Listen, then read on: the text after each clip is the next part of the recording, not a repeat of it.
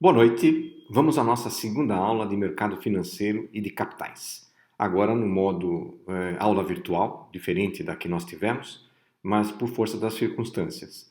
Eh, Vamos ainda nesta semana utilizar os recursos que nós temos disponíveis, ou seja, videoaula e artigos para leitura em arquivos complementares, mas a partir da próxima semana vamos começar a introduzir outros recursos para que a aula fique mais interativa e fique mais participativa com vocês, tá bom? Nós temos aí um tempo de adaptação para vocês e para nós professores para esse novo modelo, então por isso é que hoje, nessa semana aqui, eu pelo menos estou fazendo aí as aulas desta maneira e a partir da semana que vem, à medida que a gente for avançando inclusive no tema, por enquanto nós estamos fazendo uma revisão de conceitos econômicos, como a gente for avançando no tema, aí vamos utilizar mais recursos disponíveis. Tudo bem? Então vamos lá? Na nossa aula de hoje, vamos falar sobre controle da moeda. E vejam, o que nós discutimos na aula passada e o que nós vamos discutir hoje, vocês já viram isso. Nós estamos revendo esses conceitos para que quando formos falar sobre o mercado financeiro e o mercado de capitais, não haja problemas de interpretação do que está ocorrendo, de como as operações podem ser efetuadas. Tudo bem? Então vamos lá. Vamos começar com um conceito aqui chamado multiplicador bancário ou multiplicador monetário. E para isso nós vamos tratar aqui destes temas. Vamos falar sobre emissão de moeda, que está a cargo do governo, né? O Banco Central emite moeda. A partir daí nós temos dois conceitos, um que é base monetária e o outro que é meios de pagamento, que dizem respeito ao volume de moeda e ao poder de compra da economia. Vamos ver qual a diferença entre os dois. E, na sequência, vamos mostrar como isso faz parte da política monetária e quais são as outras ferramentas que o Banco Central tem para exercer essa política monetária ou controle da moeda na economia.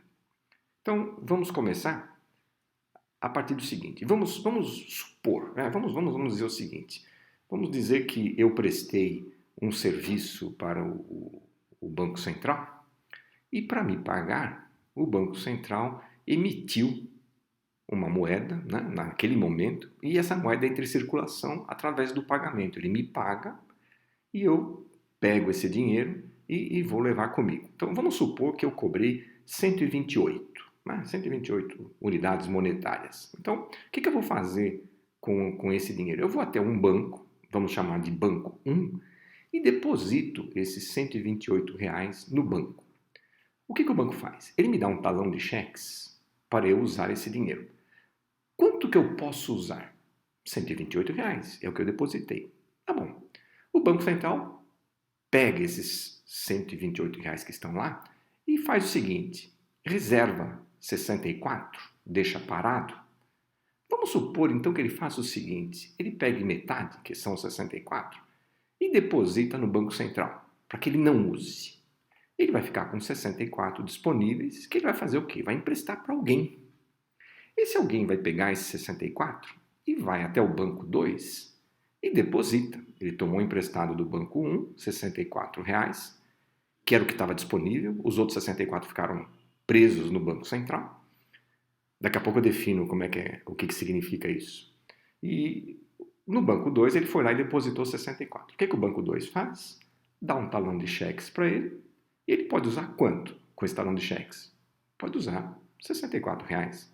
O que o banco 2 faz? A mesma coisa que o banco 1. Pega metade, que são 32 reais, ou 32 unidades monetárias, né? Deposita no Banco Central e fica com 32 disponíveis no seu caixa. Ele vai emprestar isso para alguém, se ele for... Nós estamos supondo que os bancos aqui são extremamente eficientes, não é verdade? Então ele vai pegar esses 32 e emprestar para alguém, esse alguém vai depositar no banco 3, o banco 3 vai fazer o mesmo processo, vai pegar metade, depositar no Banco Central, a outra metade vai ficar disponível. Conclusão, vamos avançar com isso. Então nós teremos isso no banco 4, teremos isso no banco 5, teremos isso no banco 6, teremos isso no banco 7, teremos isso no banco 8, enfim. Vamos parar por aqui para ver. Vamos voltar ao início do nosso exemplo. Quanto que o Banco Central emitiu para me pagar? Ele emitiu R$ 128. Ok. Só que na economia, vamos ver quanto que tem circulando, não é? Então, eu posso gastar os 128, porque eu depositei no banco 1. Mas alguém que foi lá e tomou emprestado do banco 1 e depositou no banco 2, depositou R$ 64 e pode usar. O outro depositou 32 e pode usar. O outro depositou 8 e pode usar e assim por diante. Conclusão, nós temos na economia R$ 256, que é a somatória da conta corrente de todo mundo que pode usar. Então, puxa, mas o Banco Central só emitiu 128. Como é que nós temos 256 na economia? Bom, isso é o que nós chamamos de multiplicador bancário. O banco multiplicou o poder de compra na economia. Agora vamos aos nomes. Esses 128, que foram o início do nosso exemplo, nós chamamos de base monetária. Então, base monetária é a moeda emitida pelo governo. E 256? 256 são os meios de pagamento. É tudo que está na economia que tem poder de compra. Né? Eu posso utilizar ele para comprar algo. Interessante isso, né? Então, significa... Aqui a gente vai entender uma coisa. Veja, quem que multiplicou esses 128 para se tornarem 256? O processo bancário. Né? Ele empresta o dinheiro que o outro pode usar. Então, eu posso usar o dinheiro que está lá usando o cartão de débito, usando cheque especial, esqueçam o cheque especial, usando o cheque normal. Posso usar? Posso. E aí? É aí que esse dinheiro não existe, né? Na verdade, se todo mundo hoje for ao banco sacar o que está registrado na sua conta corrente, esse dinheiro não existe. Né? Todo esse dinheiro não existe. Pois é. Então, temos aí, né, a base monetária e os meios de pagamento. Somente os bancos é que criam moeda? Não. Né? Não. Nós tivemos um exemplo há um tempo atrás com o Vale Refeição. Então, o que aconteceu? Você tem o Vale Refeição, a empresa te paga e você pode usar o Vale Refeição para comer. Você vai a um restaurante e utiliza o Vale Refeição. Mas houve uma época em que se usava esse Vale Refeição para comprar qualquer coisa. Você ia à farmácia, comprava remédio e pagava com Vale Refeição. Você ia a uma loja, comprava o que você quisesse e pagava com Vale Refeição. Isso virou moeda. Né? E ele demorava para ser compensado, para se transformar em dinheiro. Quer dizer, quem tinha o Vale passava para outra pessoa e assim, igual o que nós vimos aqui no exemplo.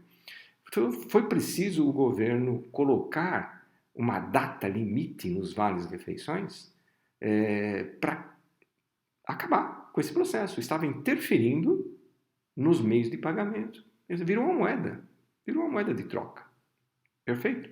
Então, visto isto, vamos ver os conceitos que estão por trás disso, entender o que é esse metade que eu falei aqui, que cada banco deposita no Banco Central. Né? Então, deu para entender esse processo. Então, o que nós temos como definições? Primeiro, já vimos aqui, a base monetária é o total de moeda emitido pelo governo. Segundo, meios de pagamento, tudo que está na economia que serve como meio de troca. E, no caso aqui dos bancos, o que nós chamamos de multiplicador bancário, o efeito ocasionado pelo empréstimo de recursos que são depositados nos bancos. Né? Muito bem. Aí nós vamos ampliar esse conceito e discutir política monetária. Então, o que é política monetária? São os atos do governo, e aqui sob a responsabilidade do Banco Central, lógico, que visam controlar a circulação de moeda no país. Então, se eu tiver mais poder de compra do que moeda, eu posso gerar uma inflação, não é mesmo? Né? Se eu tiver mais poder de compra do que moeda, e vai depender, lógico, da minha produção, do meu PIB. Né? Mas o que é que garante a moeda hoje em um país? Antigamente eram as reservas monetárias, as reservas, enfim, de sustentação da moeda, que era ouro, pedras preciosas, enfim, metais preciosos. Hoje não é mais isso, não. Hoje o que garante a circulação de moeda é a obrigatoriedade de somente usar aquela moeda naquele país. Portanto, o que dá sustentação à moeda é o PIB do país, é a produção que está por trás de toda a economia do país. Se eu tiver mais moeda do que bens e serviços para serem vendidos, essa moeda vai perder, ela vai se perder valor, né? Porque eu vou comprar as coisas, os preços vão subir para poder fazer equivalência à moeda. E aí teremos uma inflação. Então o governo tem que controlar, sim, o volume o poder de compra na economia, tá bom? Como é que ele faz isso? Bom, então, ó, primeiro, depósito compulsório. Então, o que é o depósito compulsório? É aquela metade ali que eu falei que o banco reserva. No caso do Brasil, hoje não é metade, é menos do que isso. Então eu coloquei um artigo para vocês, de leitura, para vocês entenderem aí como é que é como é que é feita essa questão do depósito compulsório. Ela é feita sobre depósito a prazo, que era o nome antigo que a gente colocava para aplicações financeiras, né? CDB, por exemplo, e outras operações. Segundo, redesconto bancário. No passado a gente chamava de redesconto de liquidez, ainda existe esse termo, redesconto de liquidez, mas o processo todo se chama de redesconto bancário. É quando um banco está sem caixa naquele dia e ele precisa de dinheiro emprestado para cobrir o caixa. Então, isso chama-se redesconto bancário. Tá?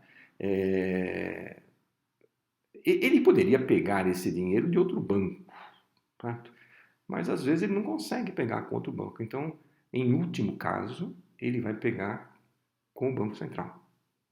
E aí o Banco Central oferece esse dinheiro em troca, lógico, de títulos, e esse processo, por um dia, se chama redesconto bancário.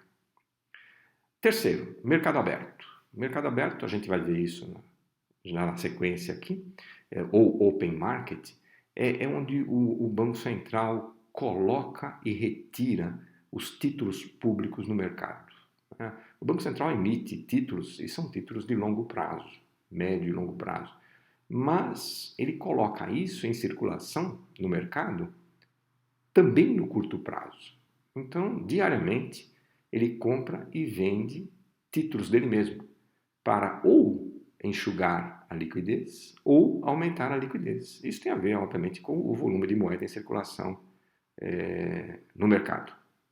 E, por último, mas nem sempre é feito isso, e quando o governo faz isso, enfim, todo mundo reclama, é o controle e seleção de crédito. Quando o governo intervém nos critérios, nos padrões de crédito adotados. Né? Todo mundo reclama e fala assim, poxa, por que os bancos cobram uma taxa de juros tão alta? Por que o Banco Central não tabela isto?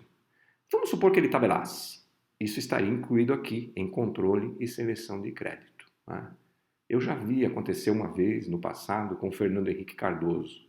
Ele, para conter a inflação, ele proibiu que houvesse empréstimos ou financiamentos com prazos maiores do que 90 dias, por exemplo. Então, ninguém conseguia tomar empréstimo naquela época a partir disso. E isso, naquele momento, valorizou bastante a questão do leasing, né? Então, as empresas não tomavam empréstimo para comprar veículos, ou financiamento para comprar veículos, mas faziam leasing, porque o leasing não é considerado crédito, não é mesmo? Muito bem. Então, vamos ver aqui como é que funciona essa questão do mercado aberto, do open market. Então, vamos começar aqui com o Banco Central, que é quem controla os títulos da dívida pública no Brasil, não é? Banco Central. Então, o que acontece? Ele coloca os títulos, mas através de leilão. Qualquer instituição pode ir lá e comprar esses títulos? Não. Então, são selecionados alguns bancos, algumas corretoras, são poucos. Nós vamos chamar esses intermediários aí de dealers. Então, o que é um dealer? Ele está sempre ao lado do Banco Central. Quando o Banco Central vende títulos, ele compra. Quando o Banco Central entra comprando ou recomprando os títulos, são os dealers que vão lá vender. Então, se alguém quiser comprar algum título do governo, não pode comprar diretamente do Banco Central, a menos que ele seja um dealer, né? Então, o processo tem que ser feito através do dealer. Então, o movimento é esse. Nós temos o Banco Central distribuindo seus títulos para os dealers. O que os dealers fazem? Eles compram e revendem esses títulos. Para quem? Bom, vamos colocar aqui primeiro o que nós chamamos de mercado institucional. O que é o mercado institucional? É um mercado que obrigatoriamente tem que comprar esses títulos. Bom, mas quem tem que comprar títulos do Banco Central ou títulos do governo? Ora, por exemplo, seguradoras.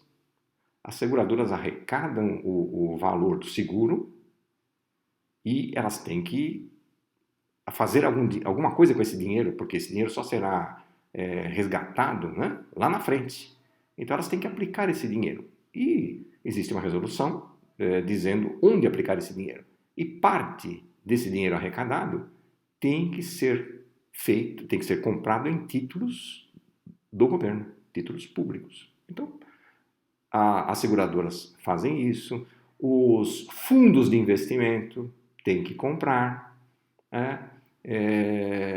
os próprios bancos, quando vão fazer o depósito compulsório, eles podem fazer em títulos do governo.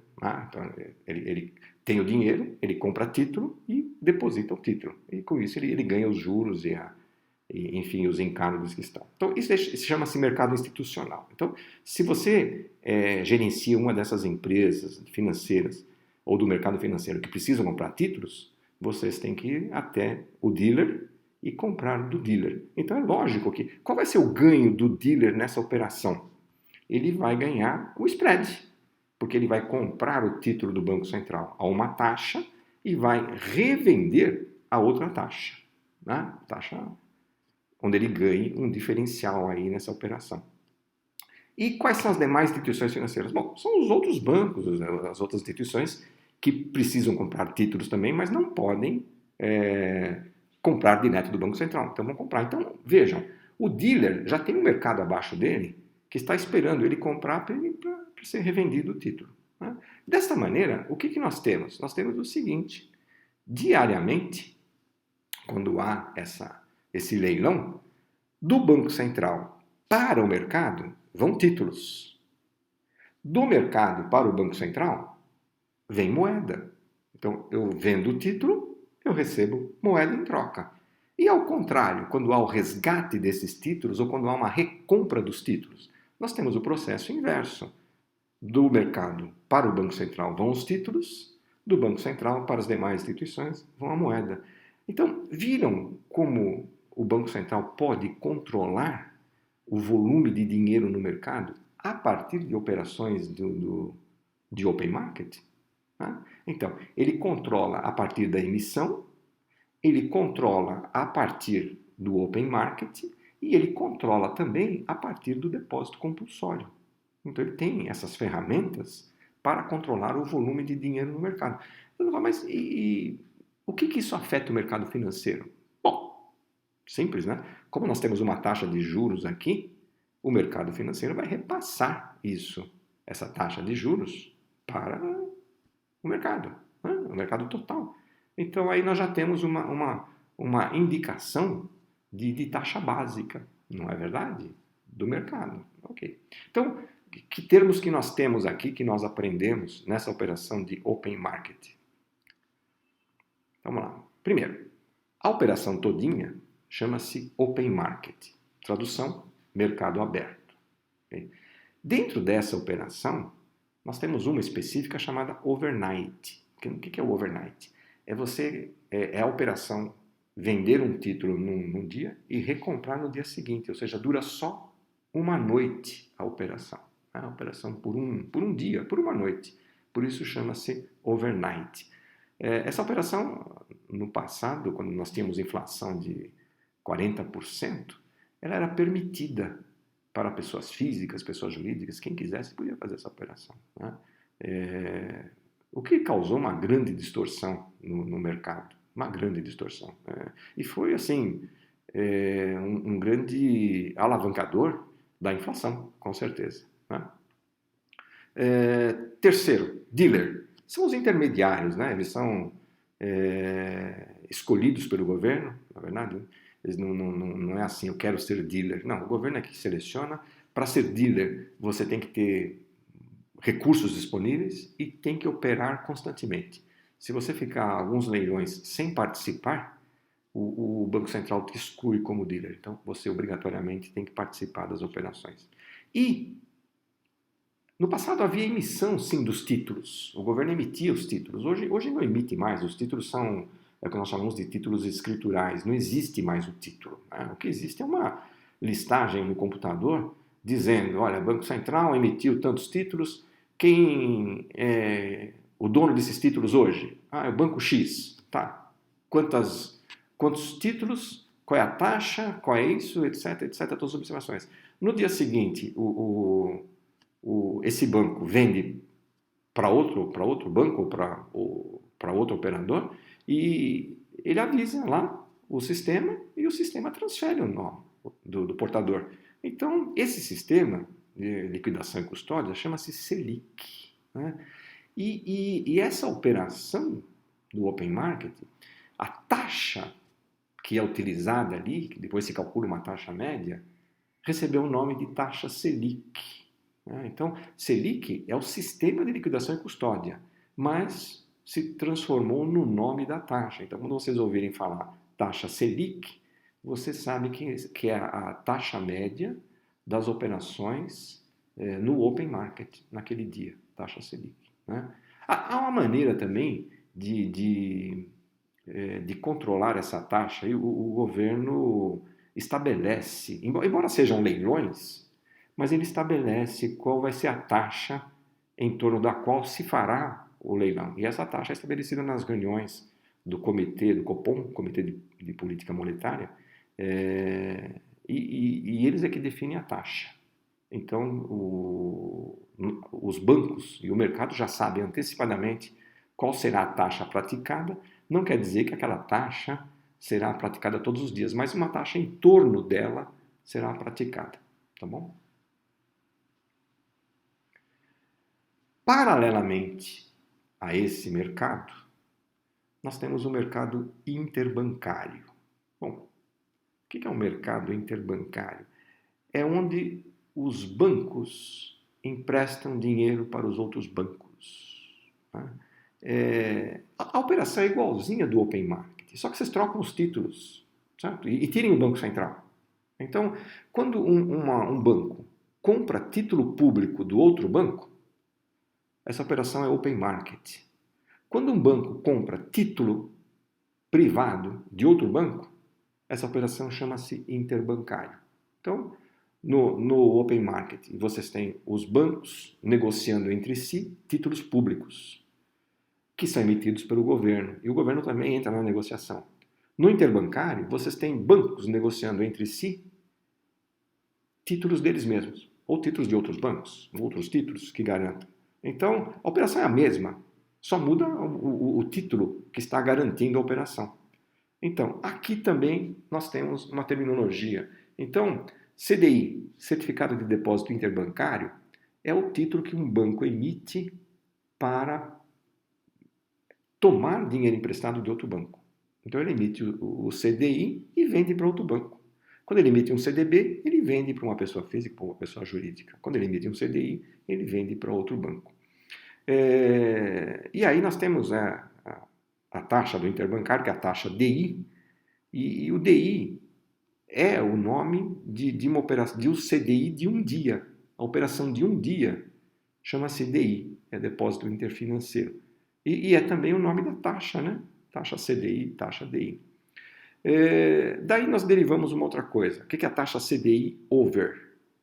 É a taxa negociada diariamente nesse mercado interbancário, né? E ela vale por um dia. Então, quando você... a Selic também é a mesma coisa. Quando você negocia, faz uma operação na sexta-feira para resgate na segunda, é equivalente a um dia. A taxa CDI over, então, é equivalente a um dia também, tá bom? E, neste caso aqui, os títulos não são custodiados no sistema Selic, mas eles têm um outro sistema de custódia chamado CETIP, né? Que chama-se Central de Custódia e de Liquidação Financeira de Títulos Privados. Então, nós temos aí Selic, títulos públicos, CETIP, títulos privados. Ok, com isso, nós vimos aqui as operações de controle de moeda, né, que vamos chamar de política monetária, e na próxima aula vamos já entrar na discussão dos títulos que nós temos. Então, aconselho para vocês a leitura dos dois artigos que eu coloquei, um sobre depósito compulsório e outro sobre redesconto bancário. Tá bom? E fico à disposição de vocês para dúvidas, questionamentos e sugestões quanto às próximas aulas, como é que a gente pode agregar aí novos recursos para as aulas. Boa aula a vocês!